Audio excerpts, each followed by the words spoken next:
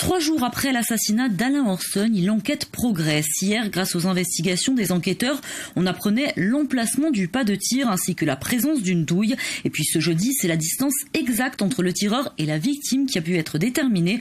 Le point sur les derniers éléments avec Marie-Françoise Stéphanie et nos équipes. La douille, retrouvée aux abords de l'emplacement de l'auteur du tir mortel sur Alain Orsogne, va-t-elle parler ?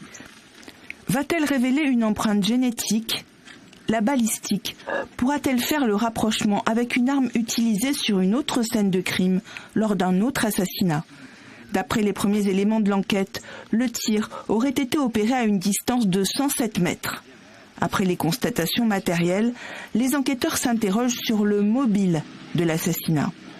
Qui en voulait à Alain Orsogne au point de l'abattre le jour de l'enterrement de sa mère ? D'après ses proches, Alain Orsogne ne se méfiait pas, mais il savait les menaces qui pesaient contre lui. Le mobile pourrait être lié à d'anciens conflits. L'ancien dirigeant nationaliste s'était retiré au Nicaragua en 1996 après une guerre fratricide entre militants. Il revient en Corse en 2008 pour prendre les rênes du club de foot l'AC Ajaccio. Les règlements de compte dans le milieu du banditisme se succèdent. Alain Orsogne est lui-même visé par un projet d'assassinat en août 2008. Jean Toussaint Michael Audi, frère d'Ange-Marie, le bras droit de Jean G. Colonne, assassiné en 2008, et plusieurs membres du Petit Bar seront condamnés en 2011 pour le projet d'assassinat contre Alain Orsogne. D'autres tensions étaient apparues aussi quant aux activités de jeu que l'ancien leader nationaliste gérait au Nicaragua.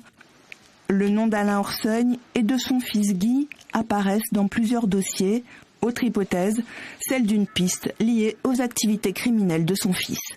Les enquêteurs vont se plonger dans le passé tumultueux d'Alain Orsogne, mais aussi dans des litiges plus récents. L'autopsie est à présent terminée. Une cérémonie d'incinération est prévue dans les prochains jours.